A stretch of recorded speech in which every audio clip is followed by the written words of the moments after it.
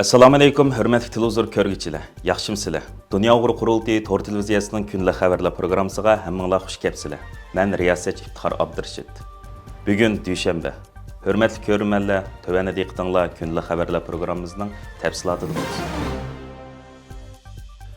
Sharq Turkistonda davom qilayotgan tajovuzchi Xitoyning irqiy qirg'inchiligi Turkiyaning Adana shahrida tonishtirildi.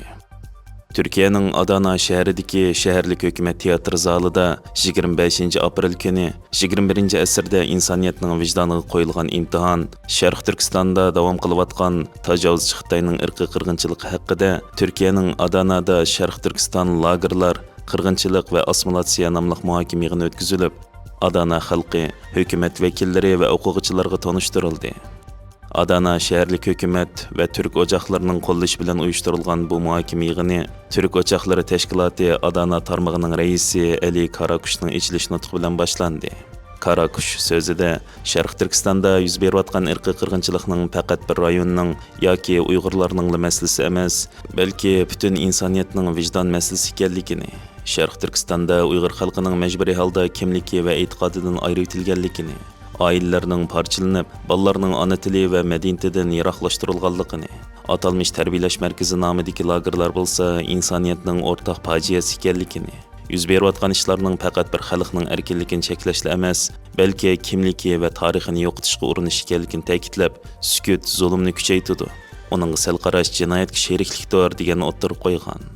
Doktor Gökhan Akınbingöl'nün riyasatchiligida ilib berilgan bu yig'inda oldi bilan Dunyo Uyg'ur qurultiyining muavin raisi Abdurashid Abdulhamid so'z qilib, Sharq Turkistonning 1878da Manju imperiyasi tarafidan ishg'ol qilingandan nomining 1884da Xinjiang, ya'ni yangi territoriya deb o'zgartirilib, yutvilinib, rasmiy bir mustamlik rayonga aylanganligini bayon qildi.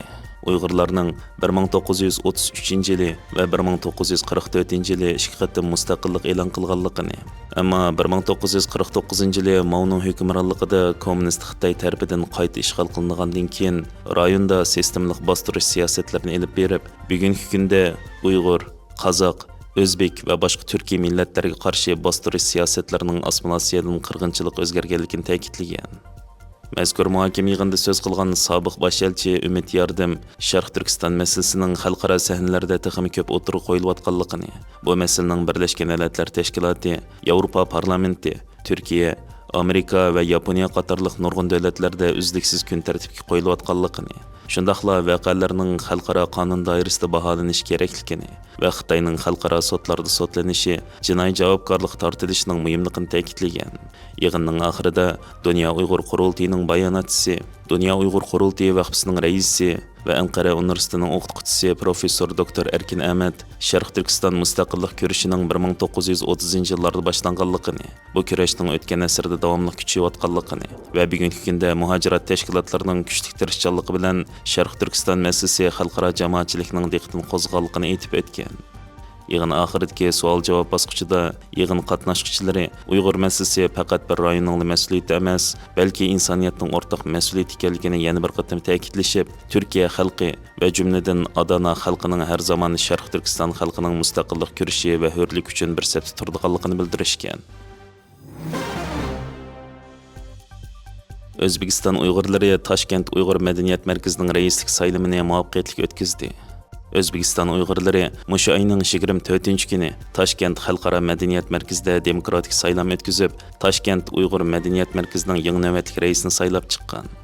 Toshkent Uyg'ur madaniyat markazi O'zbekistonning har qaysi joylarida yashayotgan Uyg'ur xalqi orasida birlik, ittifoqlikni mustahkamlashga, shundaqla hukumat organlari bilan bo'lgan aloqalarni texim jonlantirishga alohida ko'ngil bilib kelayotgan bo'lib, bu qatimqi saylovda O'zbekiston Jumhuriyatlik Uyg'ur madaniyat markazi, Sergeli rayon Uyg'ur vakillari va Toshkent rayonining vakillari birdek ovoz bilan bu qatimqi saylovga o'zini nomzod ko'rsatgan Xayr Nazarov Bahram, Qurbonova Gulbahar va Olimjon Zoitov qatorliq nomzodlar ichidan Olimjon Zoitovni raislik saylab chiqqan. Buningdan 35 yil ilgari, ya'ni 1991-yili sobiq Sovet ittifoqi yemirilgandan keyin Başqa ittifoqdosh jumhuriyatlarga o'xshash O'zbekistonmo mustaqillikqa erishdi.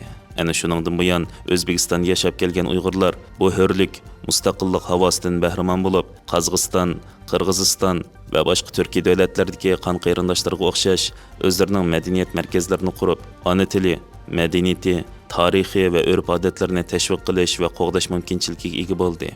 O'zbekiston poytaxti Toshkent shahridagi Uyg'ur madaniyat markazi buning bir misoli bo'lib, shuningdan buyon O'zbekiston Uyg'urlari Jumhuriyatlik va Toshkent shaharlik Uyg'ur madaniyat markazining rahbarligida har xil faoliyatlarni yurgizib kelmoqda. Shveysariyadagi kishilik huquq tashkilotlari Federatsiya Kengashining Xitoyning chegara halqagan bostirishiga qarta harakatsizlikni ayblagan. Shveysariya davlat radio televiziyasining 23 aprel e'lon qilgan xabarda bildirishicha, o'tgan yili Federatsiya Kengashi tunji qatam Shveysariyadagi Tibet va Uyg'ur muhojiratiga qartilgan Xitoyning chegara halqagan bostirishini e'tirof qilgan va bu haqda maxsus doklad e'lon qilgan edi. Ammo bugungacha chegara halqagan bostirishning ziyonkashlik uchirgan qurbonlarni qo'g'dash uchun konkret tadbirlarning yo'lga qo'yilmaganligi sababidan Shveysariyadagi kishilik huquq tashkilotlari Federatsiya Kengashining Xitoyning chegara halqagan bostirishiga qarta harakatsizlikni ayblagan. Bu haqda Shveysariyadagi Ovozlar tashkiloti Xitoy ishlar bilimining boshlig'i Selena Morel bir yil ilgari Federatsiya Kengashi tunji qatam Xitoy hukumatining Shveysariyadagi Tibet va Uyg'ur jamiyatlariga qartilgan chegara halqagan bostirish, nazorat va bismini e'tirof qildi. Bu hodisa chet ellardagi qarshi fikrdagi ovozlarni bostirish uchun har xil shakllarda elib berilgan fizikalik yoki to'rda qo'rqitish, tuqqanlarni bevosita yoki vositalik nishon qilish qatorliq. Ayni vaqtda doklad e'lon qilingandan keyin biz Shveysariya hukumatining xalqaro bostirish qurbonlarini qo'g'dash uchun harakat qilganligini faraz qildik. Ammo hozirgacha bir amaliy harakat qo'llanilmadi deganini bildirgan. Shveysariya Uyg'ur jamiyatining raisi va Dunyo Uyg'ur qurultiyi yoshlar komitetining mudiri Rizvana Ilhammo Shveysariya davlat radio televiziyasi bilan ilib borgan suhbatda bu dokladning e'lon qilinishi bizni nisbatan xotirjam qilgan edi. Chunki bu doklad biz necha yillardan buyon deb kelayotgan ishlarning nazorat qilish, besim, duch kelayotgan tahdidlarning real ekanligini isbotlaydi. O'tgan yili ijtimoiy taratqularda nomimda saxta hisobotlarning paydo bo'lganligini doklad qilish uchun soqchiga bordim va ularga ahvolimni, ya'ni Uyg'ur ekanligimni, xalqaro bostirishning nishoni ekanligimni tushuntirishga tirishdim. Ammo ular bu haqda hech nim bilmaydi. Shundaqla ular buning o'zlarining boshqarish doirasida emasligini aytdi. Bu taxim ümidsizlantiradigan bir ish bo'lib, agar hukumat bu haqda amaliy harakat elib borsa, ziyonkashlik duch kelganlar uchirgan tahdidlarni bexatar doklad qila oladi. Chunki ular jiddiy qabul qilindi va qo'g'diladi. Shunga qonun ijro qilish organlari, ko'chmanlar organlari va universitetlarning xabardorligini oshirish uchun taxim ko'p ish qilish kerak deganini bildirgan. Mazkur xabarda bildirilishicha, Federatsiya Adliya va Soqchi ministrlik bilan aloqa qilinganda amaliy tadbirlar ustida xizmat boshlanganligini, strategiyalik qo'llash guruhi qurilganligini bildirib, kelar yili munosabatlik muhojirat jamiyatlari bilan aloqa yo'llarini tekshirish, shundaqla xabardorligini oshirish va oldini olish uchun ziyonkashlik uchirganlar va guvohchilarga maslahat berish mulozimatini qurishni o'ylashadiganligini bildirgan bo'lsa-mu, hozirgacha konkret tadbir qo'llanilmagan. Shveysariyadagi kishilik huquq tashkilotlari Federatsiya Kengashining Xitoyning chegara halqagan bostirishiga qarta harakatsizlikni ayblab, hukumatning planlagan tadbirlarni tez yo'lga qo'yishini talab qilishgan. Hürmetli ko'rmanlar, yuqorida diqqatingizga kunlik xabarlar programmamizning tafsilotini sundik. Keyin qatimliq sonimizgacha ko'rishgacha omon bo'lgaysizlar. Stansiyamizning YouTube kanaliga a'zo bo'lishni unutmang. Xayr xo'sh.